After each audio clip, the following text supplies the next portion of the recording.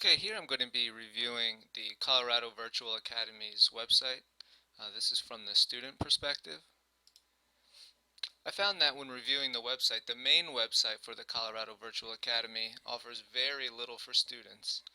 Most of the website is dedicated to informing visitors about the school and how it works. In fact, most of it was for prospective parents, more so than even current parents. But I found that the entire thing was directed at parents and almost nothing was directed for students, which was a little disappointing. Sections of the website included who we are, which talked about the school and uh, their beliefs, talked about how it works, especially how a virtual school works, talked about the curriculum and different aspects of that. There are also frequently asked questions, which again were completely directed at parents or prospective parents, and also how to enroll. In fact, you'll see that a good chunk of the main website is all about enrollment or requesting new information for prospective parents. So I found that it was a little disappointing that there really was nothing for students on the actual website of the school. I did find, however, that the educational software, once you were logged into the courses, was much more kid friendly. Of course, I wasn't able to log into the full course. I was only able to gain access through a trial. But what I was able to look at, I found very kid friendly and engaging. I found that students are able to easily navigate through subjects and lessons. The lessons are presented in an easy way for students to understand and navigate. And important information is available for the students, including materials, objectives, assessments, and exercises.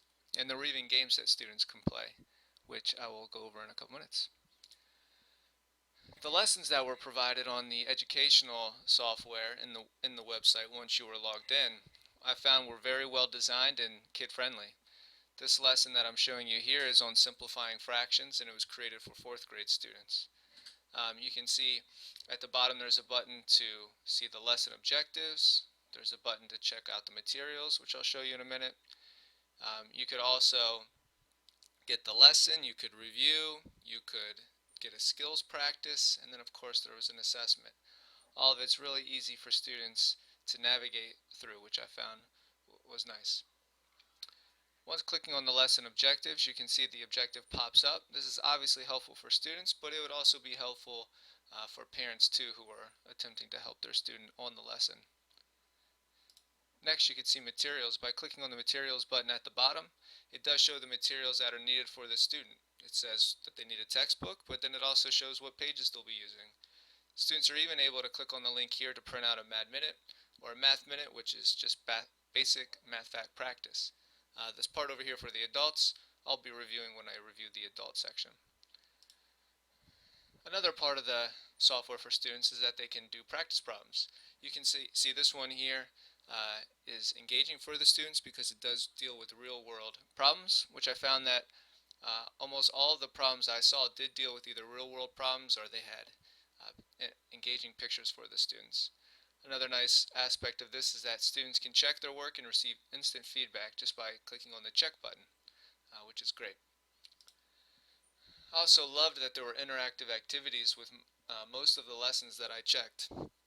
This one here was a game that students couldn't play about the math galaxy, and it had to do with reducing fractions. So I had fun when I played it, and I'm sure students would have fun with it too, but it was just another way that the lessons were made engaging, and again, age appropriate. The assessment section I found was also useful. Students could take the assessment, and at the end of the assessment it would provide them with an instant score as well as what material they needed to keep practicing. Again, instant feedback, which is so important, providing students with what they need to continue practicing. So in conclusion, I found that the main website of the Colorado Virtual Academy was pretty disappointing from a student's perspective. There was really nothing there that students could use. There was nothing there that was directed at students. It was basically entirely directed at parents. I was, though, impressed with the age appropriateness and the engagement of the lessons once logged into the website, once logged into the courses. Again, I only had a trial. I couldn't see everything, but what I was able to see I found was great and very age appropriate. And I did check a number of different age levels, including elementary, middle, and high schools, and found them all to be great. So overall, I would say the website itself, not so kid-friendly. The educational software, very kid-friendly.